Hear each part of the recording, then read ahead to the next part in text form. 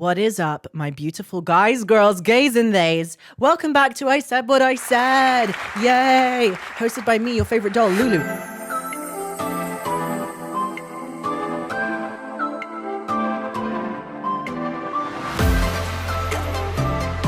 Yo! Right, today it's a solo episode. It's just me. I thought today we would speak about a multitude of things. Firstively, huh? What are you talking about, girl? Firstly, song of the week. This week, it's a little bit different. We're going to do our Spotify Wrapped because it just came out, which is so cunty fresh, so cute.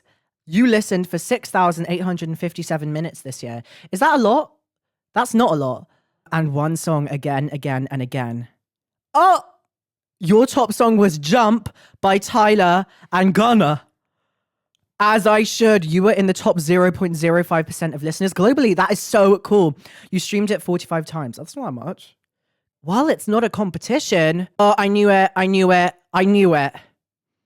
Your top songs: Jump by Tyler, Rockstar by Lisa, extended version, Drama by aespa, Maniac by Stray Kids, and Whistle by Blackpink. I knew it. That makes so much sense. And I'm so happy about that. Next, you've changed, and so has your listening. Let's look at your 2024 music evolution. January was your indie sleaze roller skating pop phase. You were really into artists like Ariana Grande, Charlie XCX, and Addison Rae. Period. March was your academic American football Brazilian funk season. You were all about artists like McDilla. My Brazilian funk era, that was too quick. That went too quickly, sorry. But I love Brazilian funk. May was your Hallyu struck K-pop moment. Your biggest artists were Le Sserafim, aespa, and New Jeans. Period. But free up New Jeans. If you know, you know. You listened to 491 artists, but one had a special place in your heart and ears. I knew it. New Jeans was my top artist of the year. New Jeans is my top artist. I love them. And you know I love them. And free them. You're a top 5% fan. That's cool. Who knows what will happen to them? Because they terminated their contract with Hybe because Hybe are crazy. Who else got a lot of play this year? My top artists. Okay. New Jeans, aespa, Stray Kids, Le Sserafim, and Lisa. All K-pop. Which makes sense. It's what I listen to most. And that's the truth. And we know this. If you've been following me for a while, you know this. What were my top songs? Oh, yeah. Jump. Okay. So obviously our song of the week was a little bit different. But I knew that my top artist was going to be New Jeans. Like, I knew that for a fact. Anyways, Spotify Wrapped. I feel like we all, expect so much every time Spotify Wrapped comes out, but then I'm, just kind of, underwhelmed, when it happens. I'm kind of okay. I kind of knew that. I knew that. Poppy, what was your top artist? Who the fuck is Jeff Buckley? Oh, Amy Winehouse, too. See, they're trying to make me go to rehab, and I won't go. What's Jungle? Oh, the band. Okay, so I'm going to do a quick update on my life the past couple of weeks. I've kind of been chilling. Obviously, as you know, I deferred my final year of uni. So I've just kind of been relaxing and taking a break. I've been focusing on my career. I have a meeting with an acting agent tomorrow. Let's see what happens. Honestly, I'm not pressurizing myself, but if you see me on TV, if you see me on a TV, y'all know, oh my God, that was Loulou. I wanted to speak about this because I thought about this morning. So I went to Selfridges recently, right? So I went to the toy section because release your inner child. And I went to the toy section and there was a whole Jellycat corner, right? Jellycat, you know the teddies? Jellycat, you know the teddies Jellycat, the cute little bunnies and shit. So obviously I went and there was this thing called the fish and chips experience. It's gone mega viral, right? Basically, it's a fish and chip shop, but in the Jellycat toy store of Selfridges. And what they do is they make fish and chips and pretend like it's a real fish and chips. They're like, would you like cod? Would you like fries? Would you like salt and vinegar on your fries? Would you like mushy peas with that? But it's teddies. It's like teddies. And they wrap it up and put it in a fish and chips box and give it to you. And they're the people that work there have to act. They're they proper have to act like they're in a fish and chip shop, and they're really jovial and funny. And the queue was about all the way to the end of the toy area, right? People were queuing up, and not kids though. This was full on adults queuing up for the fish and chips Jellycat experience. Why are we queuing for fish and chips teddies? And why are we paying like £70? And why does it cost more if you want the mushy peas? I don't know. I was just like thinking about it and I was like, what has our world come to? Like, we are making a fish and chips jelly cat experience go like mega viral, and we're paying a lot of money for little teddies. Don't get me wrong, I love teddies and I have a lot, and I did buy a jelly cat while I was there. Exposed! There's actually a jelly cat on my bag, little keychain. And yeah, I love jelly cats. I think they're really cute. But the whole fish and chips experience, like, it's cute, but like, what? And like, it was basically all adults. Like, I don't think I saw one kid. Real. I don't think I saw one kid at the fish and chips experience, because like, what kid has like 75 quid to just suddenly spend on like a bunch of fish and chips? And bear in mind, it's not real fish and chips. You're not even getting fish and chips. It's literally a teddy. Anyways, I've been thinking a lot about queer representation in the media, because there's a lot of good stuff that is happening right now around the queer community. For example, Alex Kansani just announced Model of the Year, which is crazy, y'all. Trans community, Alex Kansani, gag it, period. She's a fucking icon. I'm so happy. Did you see though, Anok Yai, what she posted? And listen, Anok Yai, I'm obsessed with you. I love you. Literally just as much as Alex Kansani. And they are both incredible models. If you keep up with models and like the whole like fashion industry, then you know who they are. Anok Yai was mad. Like, I'm pretty sure they're mates, like Alex and Connie, but like, she has been nominated for 2 years this time and she hasn't won it. And like, she does deserve to win it. Like, she does. Alex Kansani also equally deserves to win it. But Anok Yai was mad. Like, she posted on her Instagram story the photo of Kanye West at like the VMAs when he's like, Beyonce had the best album of the year, like when Taylor Swift won, right? Obviously, the same, like, it was kind of like a metaphor for what happened at the British Fashion Council when Alex Kansani won. And I find that crazy. She deleted it after 15 minutes, but like, obviously everyone saw. I love Anok Yai, but I think that there is also an equal reason for Alex Kansani to win. Bear in mind, she has also dominated the whole of fashion this year. She's everywhere. Anok Yai, I would say almost just as much, but Alex Kansani definitely. Like, she's a viral sensation. Like, it made sense for her to win. Also, her acceptance speech was really incredible, and like, you know, taking liberty for like the Black trans women that, you know, kind of made us into this position of being able to have these opportunities. So she's great. I think Anok Yai will win eventually. If it's not British Fashion Council, some other award. I think it's crazy that there are trans people that are now, you know, being able to have such success and such incredible careers, which honestly, it just like excites me for the future, I guess. Don't get me wrong, there are still like some awful things going on in our world when it comes to, you know, the LGBTQ. I mean, especially since his win. I'm not even going to say his name in the election. I'm not even going to say his name. I don't even want to say his name. Ew, stinky, sorry, stinky man, get away from me, ew. Yeah, so in America, it's just a bit fucked up. Like, you know how a lot of young people now won't be able to get gender affirming care, which is crazy. Like, young teens, young adults, all of that kind of stuff. And now there are going to be so many kids that are terrified, number one, to even come out, and number two, to even, you know, do the things that they have to do to live. Because gender affirming care is life-saving care. Ever thought of it that way? It literally saves lives. It literally saves lives. Surgeries, top surgeries, hormones, blockers, everything. It saves lives. It's so crazy to me how people care so much about like the trans community. Like, why do you like in an against way? Like, people care so much about what we're all up to. Like, why do you care? Why do you care? I'm literally just trying to live. Like, I don't really do anything. I don't do anything. I take my hormones in the morning. You know, that's all I do.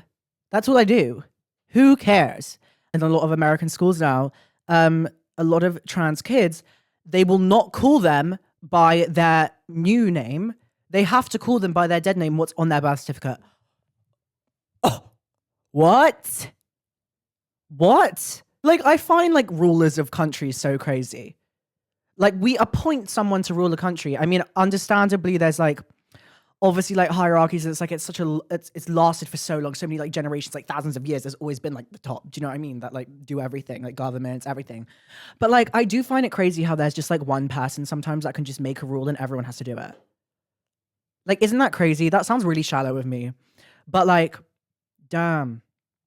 Damn, like I can't lie, I really don't want to pay taxes. This has been my dilemma recently. Like, obviously, I pay my taxes, but like, I don't want to. I just want to avoid them. Taxes coming at me. The taxes when they're walking towards me. Sorry. Me when the taxes come. Sorry. Swerving the tax. Like, no, sorry. Just be avoiding them. Like, they're just always texting me and they're always just like, oh, no, you got to do it. Like, you got to pay us. Like, do you know what I mean? Like, pay us. I'm just like, why? Why? Why? I don't like you. No one fucking likes you. Anyways, sorry. Actually, going back to our main point, which is about queer representation in the media, it got into a political conversation. I've been like seeing a lot of stuff. I want to speak about Heartstopper because I love Heartstopper. I love the show. I think it's great. Every year when it comes out, it's had 3 seasons now. Every year when that show comes out, I sit down. The day is booked. I'm watching every episode the whole day. I'm finishing it in a day, okay? Do you know why? Because it's so fucking cringe, but I love it. I love it. And I will watch it. However, there is one thing that I have to say, okay?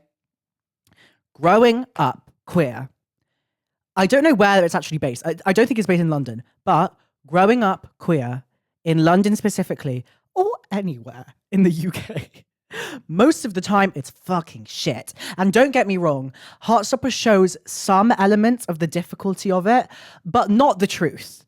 It is a very rose-tinted glasses situation. I think it's a great show, and I think it's great that it came out because I think it's opened the eyes of a lot of people in very positive ways. But for me, obviously, I didn't need my eyes to be open. I literally am a tranny. So watching it for me was kind of different than the average cisgendered straight person watching it because I've actually had the experience of growing up trans. And boy, oh boy, is it not pretty. It is not pretty. It is not pretty like it is in Heartstopper. Okay? Like relationships and love and I love you. And why are we like this? Like, no, it's not like that. It's not like that. It's being kept a secret by every single boy in your year and being shamed and being judged and being literally hate crimed. It ain't that pretty. But we all want a Nick in our lives. Yeah. Yeah. We all want a Nick. That's the truth. Kit Connor. Kit Connor. I don't even know what it is because he is not my type. I'm gonna be so real. That man is not my type. Like at all. Like he's extremely far from my type. But there is something about. Oh my god! I can't explain. I literally can't explain what it is about Kit Connor. I have this weird like love and hate relationship with it because it's very entertaining, of course, and it's almost like I like to live vicariously through them. Do you know what I mean? Like it's like this friendship group, and they're all fucking queer.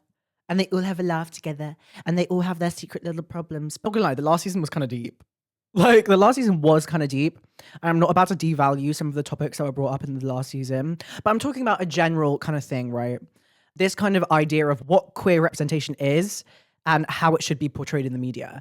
Because there are very good examples in TV, film, media of what queer culture actually is.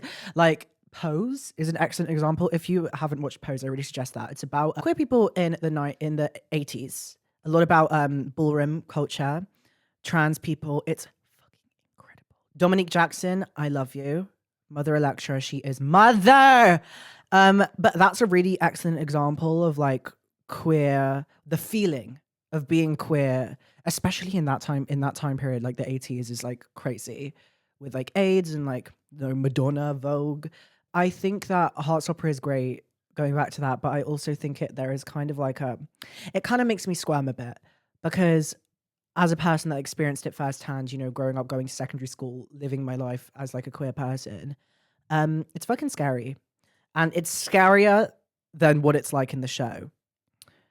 And that's the truth. Like, I'm scared to go on public transport sometimes, you know what I mean? I'm scared to go on public transport as a woman. Like, when I have to go and get the night tube, like, even just as a woman in general, but as a trans woman, like it just enhances that fear just 10 times more.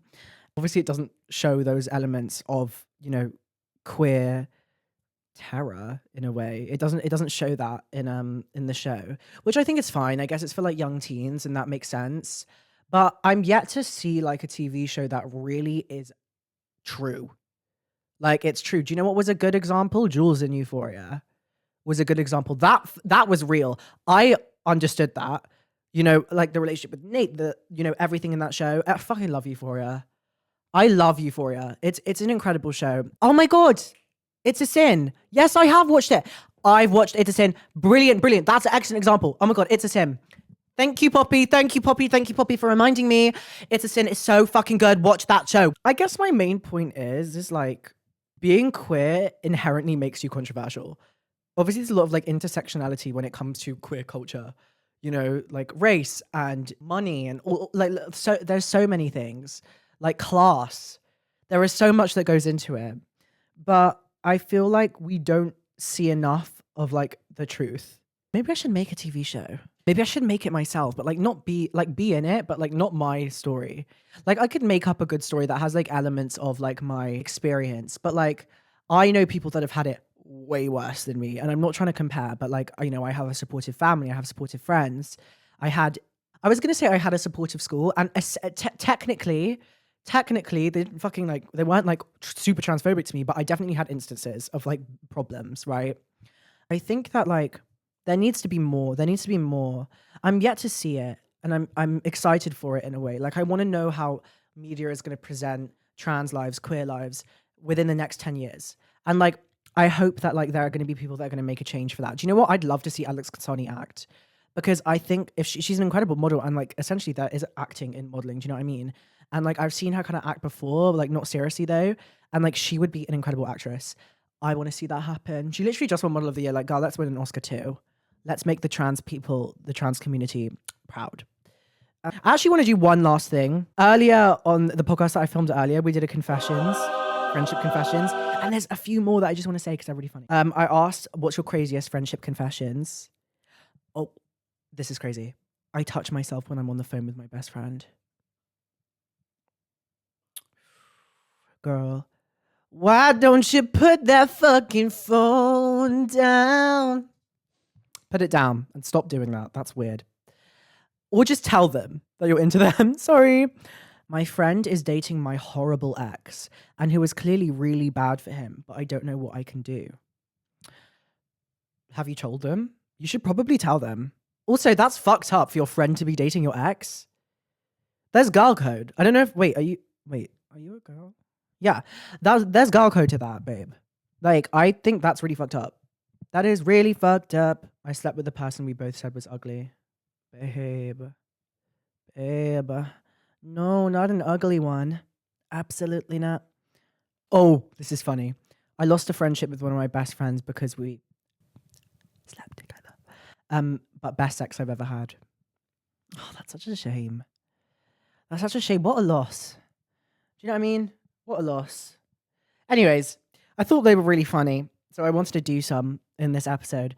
But yeah, do you know what I like about the solo episodes is that like I have a thing that I want to speak about, but it kind of ends up being everything. It kind of ends up being an update of like my whole life for like 2 weeks. So yeah, I love you guys. I love just yapping. I love Poppy in the background too. She's so funny. I could just see her like agreeing with like the things that I'm saying. We love Poppy. We love Poppy. Maybe she'll turn up one day to the podcast and say hi. I love you guys so much. And you're cool. Never forget you're cool. Thanks for listening to I Said What I Said this week.